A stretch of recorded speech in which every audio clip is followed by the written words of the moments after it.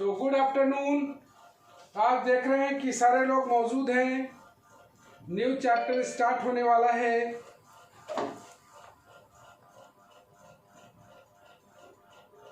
अरे बाबा, new chapter start होने वाला है जो कि डायनेमिक्स का सेशन होगा आज का। तो डायनेमिक्स में जैसा कि हम लोग जानते हैं कि डायनेमिक्स जनरली दो तरह के होते हैं, तुम लोग जानते हो। एक बोलते हैं हम लोग काइनेमेटिक्स, दूसरे बोलते हैं काइनेटिक्स।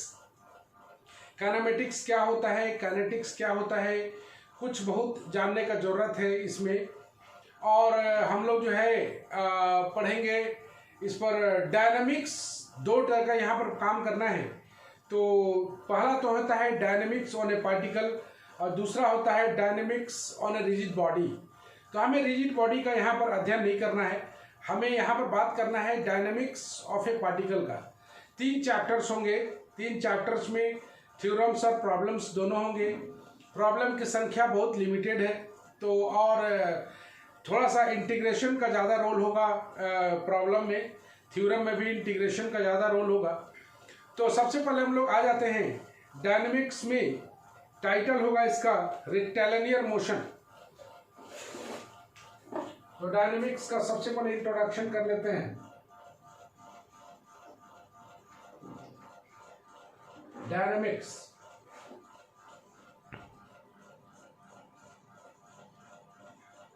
ओके। तो डायनेमिक्स में हम लोग सबसे पहले देखते हैं कि dynamics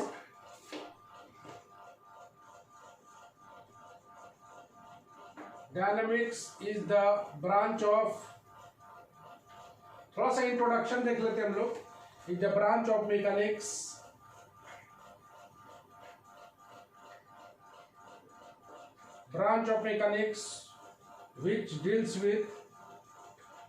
which deals with the physical cause, which deals with the physical cause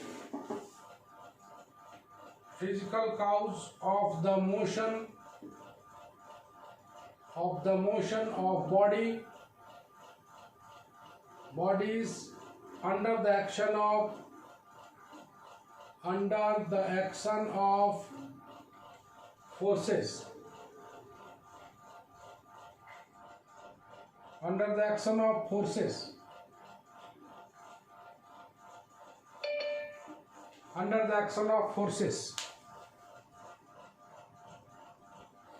तो हम लोग देखते हैं कि डायनेमिक्स जो है वो बात करता है कि dynamics is the branch of mechanics. मतलब मैकेनिक्स का 2 ब्रांच है। तो डायनेमिक्स मैकेनिक्स का वो ब्रांच है जो डील करता है physical causes of the motion के फिजिकल काउज का, किसका, बॉडी का, under the action of forces के कारण जो बॉडी में मूवमेंट हो रहा है उसका फिजिकल काउज के बारे में बात करता है। कौन? तो यहाँ पर ये तो डायनेमिक्स पढ़ना है। Dynamics is generally divided into 2 parts. Dynamics is generally divided into 2 parts। 2 part में हम लोग डिवाइड करते हैं। पहला करते हैं हम लोग काइनेमेटिक्स को, और काइनेमेटिक्स क्या बोलता है, और उसके बाद हम लोग अच्छा लिख ही लेते हैं। और दूसरा बात करता है हम लोग को काइनेटिक्स का। पहला बात करता है काइनेमेटिक्स का और दूसरा बात करता है काइनेटिक्स का। Kinematics and kinetics. तो यहाँ पर जो काइनेमेटिक्स है,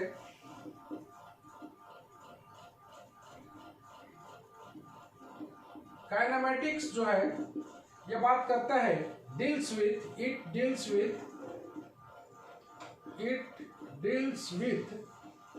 ये डील करता है the geometry of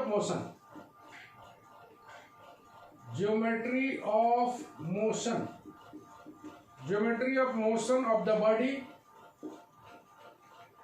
apart from the forces, apart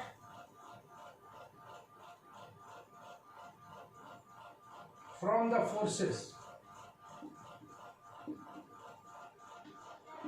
तो पहला पार्ट है काइनेटिक्स, काइनेमेटिक्स। ये डील करता है geometry of motion of the body apart from the forces. और दूसरा पार्ट बनता है काइनेटिक्स का,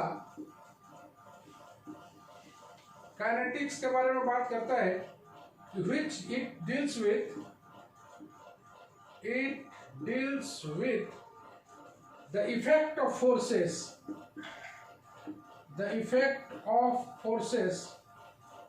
and resulting change of motion,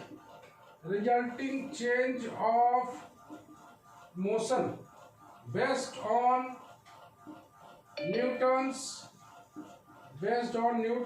law of motion,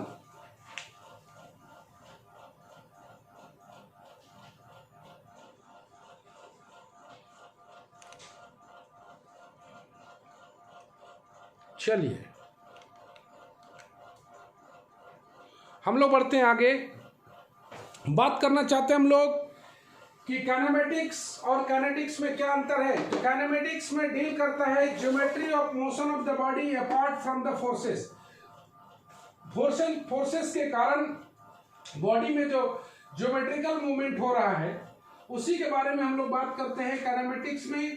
और काइनेटिक्स में बात करते हैं इफेक्ट ऑफ फोर्सेस के बारे में, फोर्स जो इफेक्ट करता है बॉडी में, और साथ में रिजल्टिंग चेंज ऑफ मोशन, उसके कारण जो मोशन में चेंजेज आता है based on Newton's law of motion, उसको बोलते हैं हम लोग काइनेटिक्स। तो काइनेमेटिक्स और काइनेटिक्स दो पार्ट में डायनेमिक्स डिवाइड होता है। काइनेमेटिक्स और काइनेटिक्स दिमाग में रखना। और आगे हम लोग देखेंगे कि डायनेमिक्स में और आगे क्या कर सकते हैं। The body under consideration, the body under consideration in dynamics may be particle, वो पार्टिकल हो सकता है और ए रिजिड बॉडी हो सकता है, द बॉडी, जो बॉडी कंसिडरेशन किया जाएगा डायनेमिक्स में, वो पार्टिकल हो सकता है या रिजिड बॉडी हो सकता है। वो पार्टिकल हो सकता है या रिजिड बॉडी हो सकता है, दोनों में से कोई हो सकता है। यहां पर that is dynamics on a particle and dynamics of a rigid body, dynamics of a rigid body। Okay, तो dynamics on a particle, dynamics on a rigid body, दो टाइप का आएगा। Here we have to study about dynamics of a particle. यहां पर हमें study करना है। Here we have to study about the dynamics of a particle,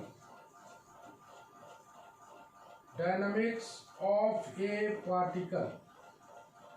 मतलब यहां पर जो स्टडी करना है हमें डायनेमिक्स ऑफ ए पार्टिकल के बारे में। ओके, तो डायनेमिक्स ऑफ ए पार्टिकल यहां पर गौर से देखो। The body under consideration in dynamics, जो बॉडी कंसिडर करेंगे डायनेमिक्स में, वो पार्टिकल होगा या फिर रिजिड बॉडी होगा। मतलब डायनेमिक्स ऑफ ए पार्टिकल और dynamics of a rigid body दो टाइप का है।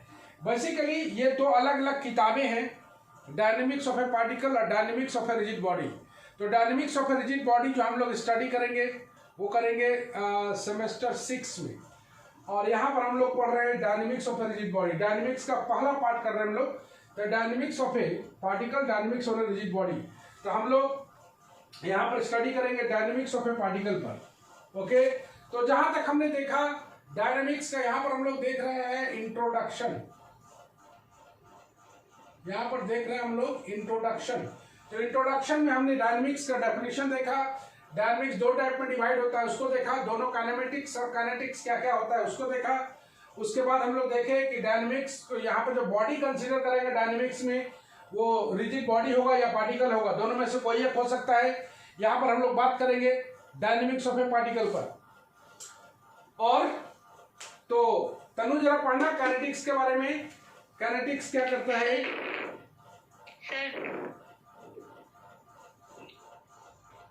काइनेटिक्स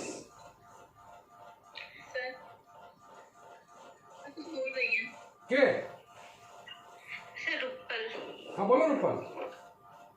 सर पूछ रहे हैं जैसे पार्टिकल से ही तो रिजिड बॉडी बनता है। हाँ। तो अगर हम लोग पार्टिकल के बारे में पढ़ रहे हैं तो रिजिड बॉडी का भी तो सेम प्रॉपर्टी पोज करेगा, तो हाँ, ये हाँ। डिफरेंट क्यों है? हाँ डिफरेंट इसलिए है कि रिजिड बॉडी तुम जानते हो सिंबल ऑफ पार्टिकल है जिसके बीच का डिस्टेंस नेग्लिजिबल रहता है, तो वो एक अलग कंसेप्ट पर चलता है। और डायनेमिक्स ऑफ ए पार्टिकल, एक पार्टिकल का अध्ययन करना और एक पार्टिकल को असेंबल्ड करके अध्ययन करना, दोनों अलग अलग चीजें हैं। तो दोनों में तुम बताएंगे कि डिफरेंस क्या क्या होता है। तत्काल हमें डायनेमिक्स ऑफ ए पार्टिकल पर बात करना है।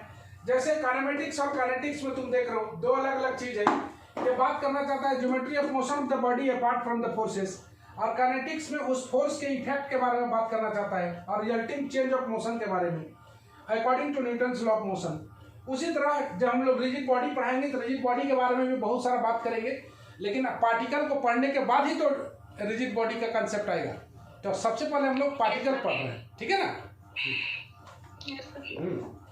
तो हम लोग मूव करते हैं आगे और स्टार्ट करते हैं। आइए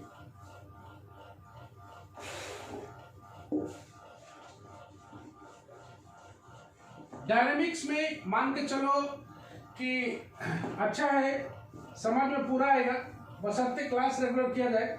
हम तो बोलते हैं कि डिफरेंशियल इक्वेशन से ज़्यादा बढ़िया रहेगा, ये बढ़िया है, ज़्यादा यही देखने में भले वो अच्छा लगता है लेकिन यही अच्छा है।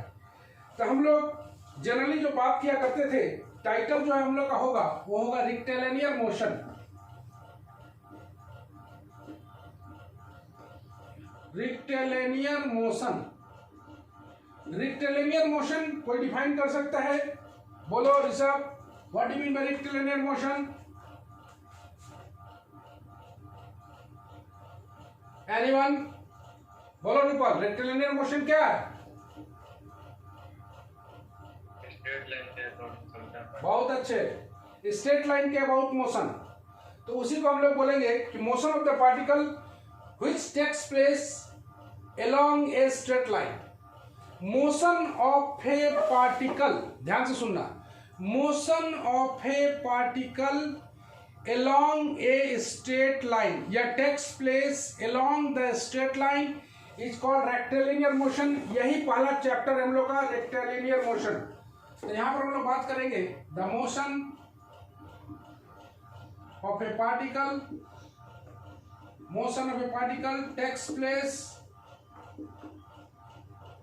place along a straight line, along a straight line is called rectilinear motion, rectilinear motion। Okay, तो तुम जानते हो रेक्टिलिनियर मोशन को डिफाइन करने के बाद हम लोग देख लेते हैं expression for velocity. Expression for velocity, expression for velocity. तो हम लोग जानते हैं कि the velocity of a moving particle, velocity of a moving particle, velocity of a moving particle is the rate of change of its displacement, is the rate of change of displacement। ये सभी कोई जानते हो, इसके बारे में थोड़ा सा हम लोग जान रहे हैं, ज्यादा कुछ नहीं जानना है।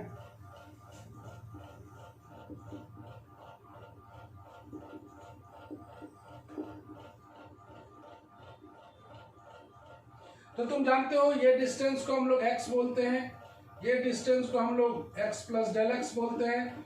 कोई पार्टिकल मूव कर रहा है along a line AB, यहाँ पर B है। कोई पार्टिकल मूव कर रहा है along a line AB। Particle जब L पर था, t टाइम पर L पर पहुंचा, जब x डिस्टेंस ट्रेवल किया, तो हम लोग थोड़ा सा यहाँ पर बात कर लेते हैं हल्का सा। The particle, the moving particle moves along the moving particle moves along the line, हल्का सा लिख रहे हम लोग, along the line AB, the particle reaches at L at time t and describes the distance x, describes the distance x। मान लिया जाए कोई पार्टिकल रीच कर रहा है L पर at a time t, describes the distance, and the particle हल्का सा reaches at m at time t plus del t, reaches at m at t plus del t time। Okay, then बोलना चाहता है कि velocity जो होगा, then velocity v बराबर limit del t tending to 0 del x by del t मतलब dx by dt। यही expression कहलाता है वेलोसिटी, जो कि सब कोई जानते हो। कभी कभी उसको हम लोग x डॉट से भी डिनोट करते हैं। ओके,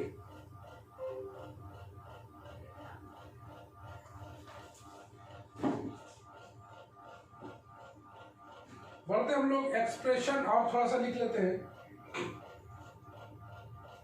नोट में। V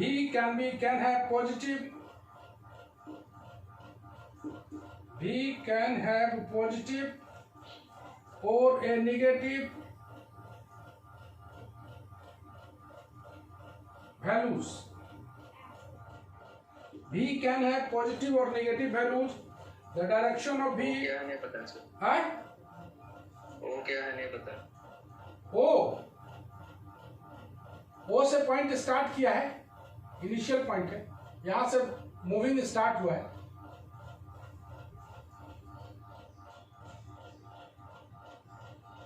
okay, the direction of V is that in which x increases or decreases with time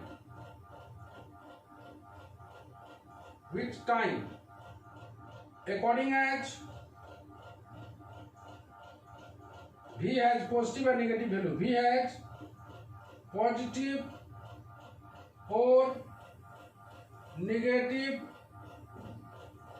values. तो हम लोग बात कर रहे थे कि V का पॉजिटिव और नेगेटिव दोनों वैल्यू आ सकता है। तो direction of V is that in which x increases और डिक्रीजेस। x अगर इंक्रीज कर रहा है, तो V को हम लोग पॉजिटिव बोलते हैं अकॉर्डिंग विथ टाइम। टाइम के साथ साथ अगर x इंक्रीज करेगा तो डायरेक्शन ऑफ V हो जाएगा इसका पॉजिटिव, और टाइम के साथ x डिक्रीज करेगा तो हम लोग V को लेंगे नेगेटिव। ये हो गया। थोड़ा सा बात कर रहे थे हम लोग एक्सेलरेशन फॉर वेलोसिटी के बारे में, थोड़ा सा, जो कि सारे कोई जानते ही हो।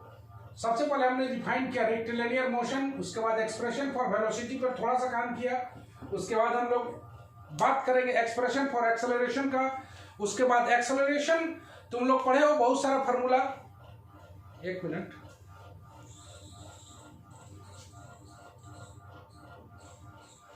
तो एक्सेलरेशन पर तुम लोग काम किए हो, बहुत सारा फॉर्मूला पढ़े हुए हो। क्या क्या फॉर्मूला पढ़े हो बोलो तो ऋषभ, एक्सेलरेशन के बारे में क्या क्या फॉर्मूला पढ़े हो? याद नहीं आ रहा है? V बराबर U प्लस एफ टी, याद आ रहा है? Equal to half AT square. हाँ, ये जब भी तुम पढ़े हो तो इसमें कांस्टेंट एक्सेलरेशन होता था, याद आ रहा है? एक्सेलरेशन कांस्टेंट होता था। तो यहां पर हमें कांस्टेंट एक्सेलरेशन के साथ साथ वेरिएबल एक्सेलरेशन भी पढ़ना है। नेक्स्ट नंबर आते हैं हम लोग expression for acceleration. Expression for acceleration, expression for acceleration. तो जैसा कि तुम जानते हो, acceleration of a moving particle is the rate of change of velocity. The acceleration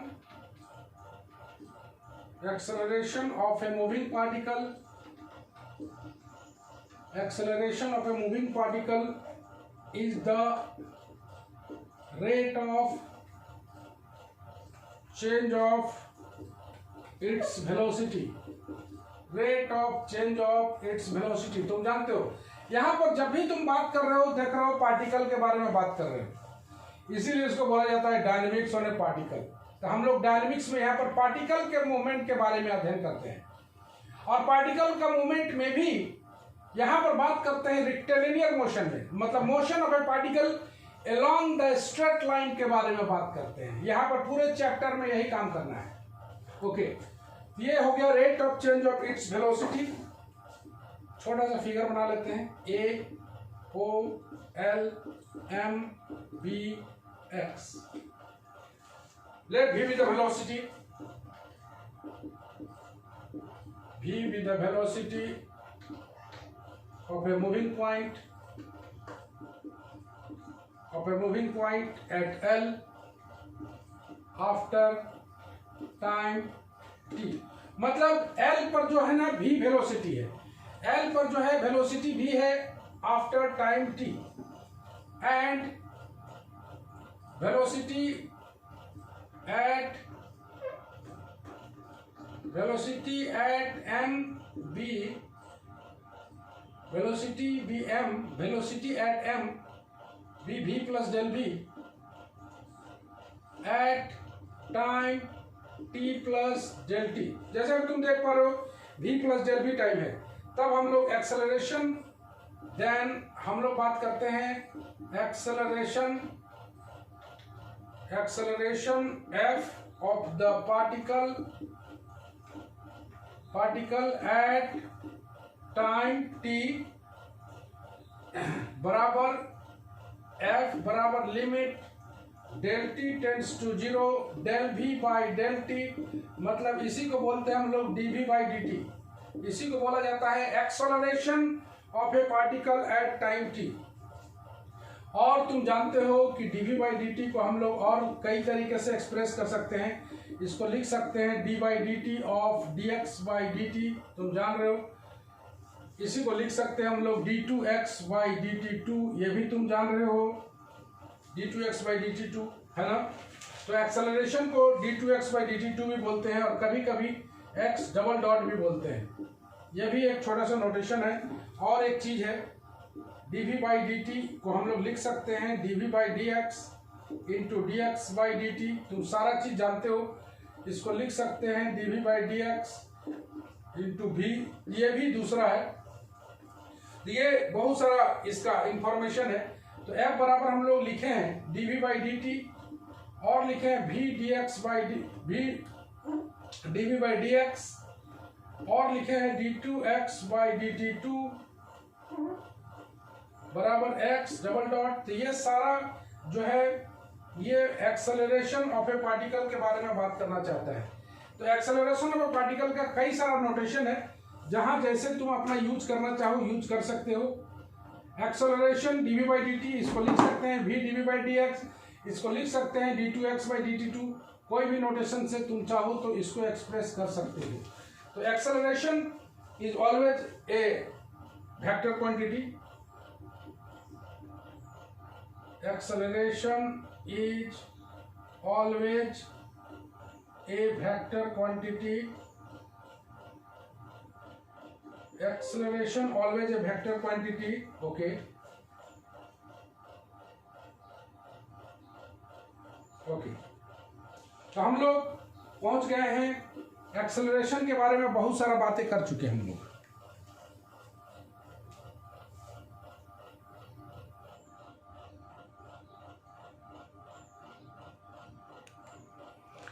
तो एक्सेलरेशन के बारे में बहुत सारा बातें कर चुके, वेलोसिटी के बारे में काफ़ी बातें कर चुके। अब हम लोग बात करने वाले हैं एक्सेलरेशन के आगे।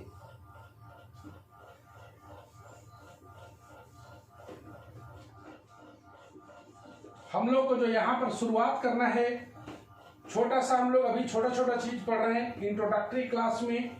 इसके बाद हम लोग शुरू करेंगे, यहाँ पर जो मेन चैप्टर शुरू होगा acceleration with motion with variable acceleration. तो सबसे पहले हम लोग स्टार्ट करते हैं मोशन विथ कांस्टेंट एक्सेलरेशन। इसके बारे में कुछ जानते हैं। Motion with constant acceleration, constant acceleration, motion with constant acceleration. A particle moves, एक पार्टिकल मूव कर रहा है along a straight line. Obviously particle के बारे में ही बात कर रहे हैं, स्ट्रेट लाइन के बारे में ही बात कर रहे हैं। फ्रॉम ए फिक्स्ड पॉइंट, कहां से मूव करेगा? तो from a fixed point on it. तो फिक्स्ड पॉइंट से मोशन, वो बॉडी मूव कर रहा है with initial velocity, with initial velocity v and constant acceleration f। Then बात करना चाहते हैं कि एक पार्टिकल मूव कर रहा है अलोंग द स्ट्रेट लाइन, तुम देख पा रहे हो, from a fixed point on it with initial velocity u है, initial velocity and constant acceleration f। तो हम लोग कौन कौन सा फॉर्मूला जानते हैं, जरा सा लिख लेते हैं हम लोग। पहला जानते हैं, पहला v बराबर u प्लस एफ टी। तुम जान रहे हो पहला फॉर्मूला है v बराबर u plus F T. Obviously u initial velocity है, v टर्मिनल वेलोसिटी है। दूसरा फॉर्मूला हम लोग देखे हैं x बराबर ut plus half F T square. ये दूसरा फॉर्मूला है जिसमें डिस्प्लेसमेंट मिलता है, ये वेलोसिटी मिलता है। और तीसरा में होता है v स्क्वायर बराबर u स्क्वायर प्लस 2fx। तो ये हो गया तीन फार्मूला, तीनों स्टैंडर्ड फार्मूला है। और ये तीनों ही फार्मूला जो है यूज होता है विथ कांस्टेंट एक्सेलरेशन में। तो इतना दूर हम लोग देख लिए कौन से चीज़ों के बारे में, इतना सारा चीज को जाने जो कि हम लोग पहले भी ये सब पढ़ चुके थे। ये तीनों फार्मूला पर तुम काफी बचपन से ही सवाल बनाए हो। v बराबर u प्लस एफ टी, जब वेलोसिटी निकालना रहता था तो हम लोग v बराबर u प्लस एफ टी निकालते थे, जो जैसा जैसा इंफॉर्मेशंस गिवन था। डिस्प्लेसमेंट निकालना रहता था तो हम लोग जब कैलकुलस नहीं पढ़े थे फिर भी इसका यूज कर रहे थे, और कैलकुलस में हम लोग इंटीग्रेशन का यूज करके बनाते हैं। x बराबर ut plus half F T square, ये भी काफी इंपॉर्टेंट होता है, इससे डिस्प्लेसमेंट निकलता है। लेकिन ये सारा फार्मूला जो है ना, सारा तीन जो फार्मूला दिख रहा है, ये तीनों formula motion with constant acceleration, मतलब यहां पर जो है एक्सेलरेशन कांस्टेंट। हमें जो स्टडी करना है, अब शुरुआत हो रहा है चैप्टर का motion with variable acceleration, title है, यहीं से शुरुआत हो रहा है। Motion with variable acceleration, motion with variable acceleration, इसके बारे में स्टडी करना है। When the acceleration of a particle is not constant, when the acceleration of a particle is not constant। हाँ जी, चलो अमित, यस सर। अगर acceleration of a particle constant नहीं रहेगा तो वो किसी का फंक्शन तो हो सकता है ना? किसका फंक्शन है? एक्सेलरेशन अगर कांस्टेंट नहीं है तो किसी न किसी का तो फंक्शन होगा वो। तो वो फंक्शन किसका किसका हो सकता है?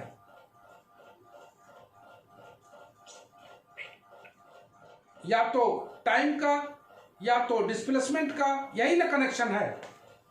Yes, sir. एक्सेलरेशन किससे किससे कनेक्ट होता है? v और t से। तो किसका किसका फंक्शन हो सकता है? या तो v या तो t। Yes. ओके, अगर ये नॉट कांस्टेंट है तो it may be function of v और t, v और t एंड तो हम लोग कैसे निकालते हैं जरा देखें। तो फंक्शन ऑफ v और t, सबसे पहले हम लोग मान लेते हैं let the acceleration is a function of time. मान लिया वो फंक्शन ऑफ क्या है? टाइम है। लेट f बराबर एक्सेलरेशन बराबर फंक्शन ऑफ टाइम, ऐसे x बराबर फंक्शन ऑफ टाइम। मान लिया कि x बराबर फंक्शन ऑफ टाइम है, तो x से हम लोग x तक पहुंचना चाहते हैं। यहां से हम लोग लिख लेते हैं, समझ रहे हो, इट में भी फंक्शन ऑफ v और t, तो हम लोग v और t और x भी है और x, तो f बराबर अल्फा t। सबसे पहले हम लोग फंक्शन ऑफ टाइम मान लिया, तो अल्फा t के रूप में f के स्थान पर लिख देते हैं dv by dt alpha t।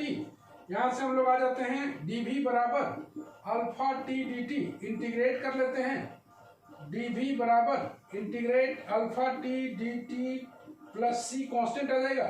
dv को इंटीग्रेट करेंगे v आएगा, इसको इंटीग्रेट करेंगे हम लोग तो बीटा t प्लस c आएगा। v के स्थान पर पुट कर दें dx बाई dt, तो ये आ जाएगा beta t plus c, dx बराबर आ जाएगा beta t dt plus c dt। इसको अगर हम लोग इंटीग्रेट करें dx बराबर integral beta t dt plus c dt, integrate करेंगे तो x बराबर आ जाएगा integral of beta t dt plus C T plus D. Okay,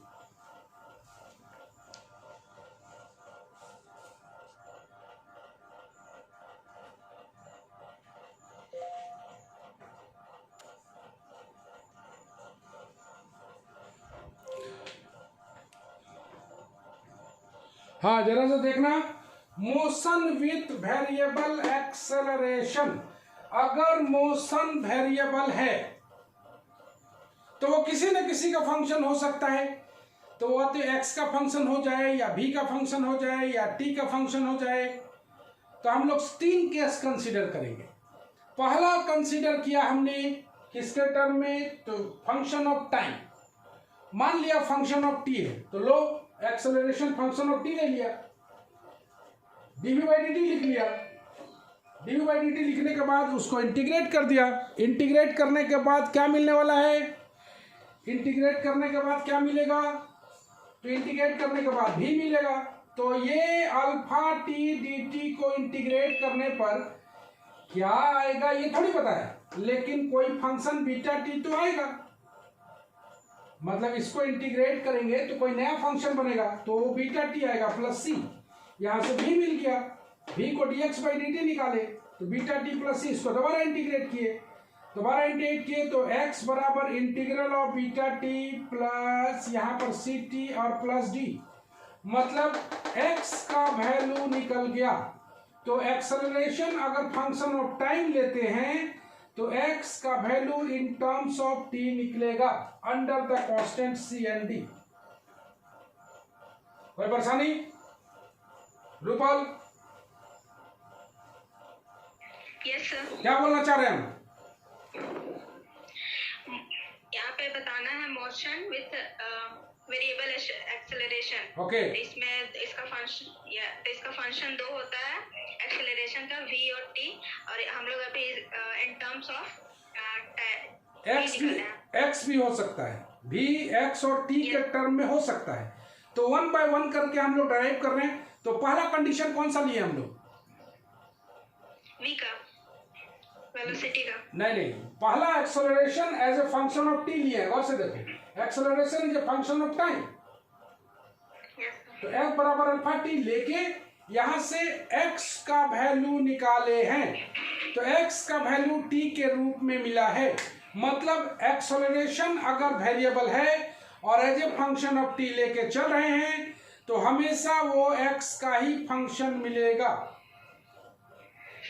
okay, यही बोलना चाहता है, कौन सा कंसेप्ट, यही बोलना चाहता है मोशन विथ वेरिएबल एक्सेलरेशन। तो अगला जो केस आएगा, याद रखना है, ये परीक्षा में पूछा जाता है, ये इंपॉर्टेंट है और यहीं से सिलेबस का शुरुआत भी होता है, क्योंकि कांस्टेंट एक्सेलरेशन तक तुम लोग पहले पढ़ के आए हो। मोशन अंडर कांस्टेंट एक्सेलरेशन तुम लोग पढ़ के आए हो, तो जो पढ़ के आए हो, और कांस्टेंट एक्सेलरेशन में 3 फार्मूला तुमको बताया गया और तुम जानते भी थे, इसको लगाए भी थे। लेकिन यहां पर हमें पढ़ना है वेरिएबल एक्सेलरेशन के बारे में। नेक्स्ट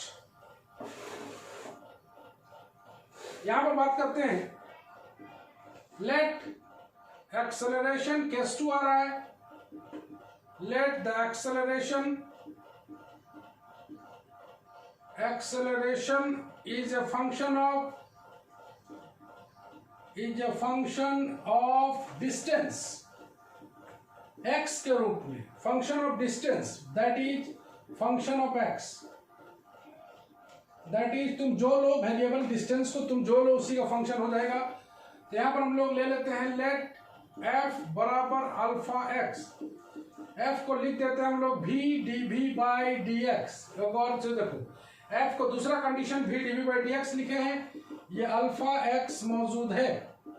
ओके, यहां से इंटीग्रेट करते हैं हम लोग v dv बराबर अल्फा x dx और कांस्टेंट ऑफ इंटीग्रेशन लगाते c या k लगाते, बात एक ही है। यहां से आ जाएगा v स्क्वायर बाई 2 बराबर इंटीग्रल अल्फा x dx। तो इंटीग्रल अल्फा x करेंगे तो मान लेते हैं बीटा x आ गया, बल्कि यहां पर 2 भी पहले ही लगा दो, 2 को पहले ही लगा दिया, v स्क्वायर, यहां पर 2 alpha x dx plus k, तो 2 से गुना करके v स्क्वायर को हम लोग बना दिए v स्क्वायर बराबर बीटा x प्लस k। तो गौर से देखो, इसको इंटीग्रेट करने पर मान लिया जाए बीटा x आया, कुछ फंक्शन बदलेगा ना, यहाँ पर साइन x था तो माइनस कॉस x आएगा, सेक स्क्वायर x है तो tan x आएगा, फंक्शन बदलेगा तो इसीलिए फंक्शन को बदल दिए। यहाँ से आ जाएगा v स्क्वायर के स्थान पर लिख देंगे dv बाई dx का होल स्क्वायर बराबर beta x plus k। Okay, यहां से dx, सॉरी v के स्थान पर dx बाई dt बराबर आ जाएगा plus minus under root beta x plus k। यहां से आ जाएगा dx बराबर प्लस माइनस dt बराबर, सॉरी dt बराबर आ जाएगा dx by under root beta x plus k। और यहां से आ गया फाइनली जो आया वो आ गया t बराबर plus minus dx by under root beta x plus k, where the k is constant, plus k1 दो ठो आएगा, where k and k1 be the integral constant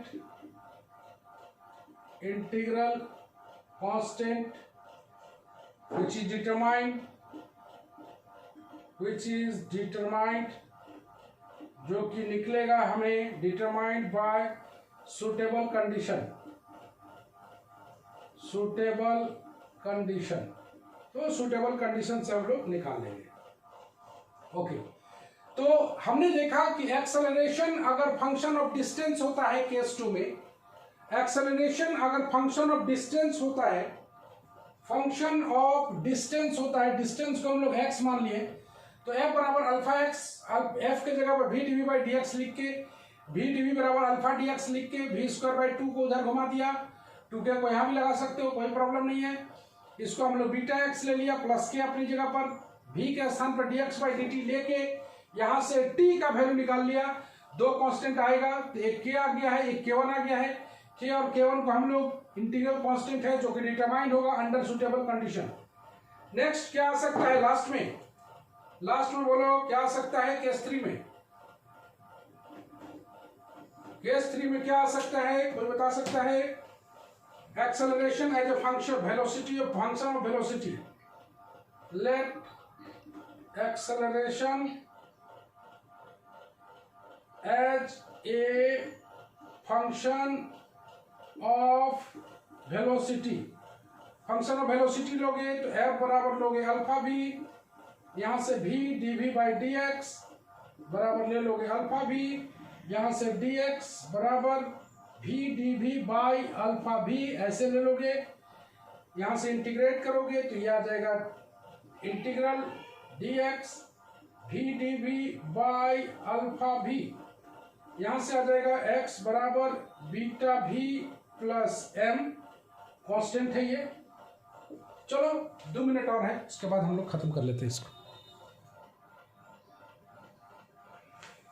तो लास्ट में हम लोग देख रहे हैं acceleration as a function of velocity. Acceleration as a function of velocity.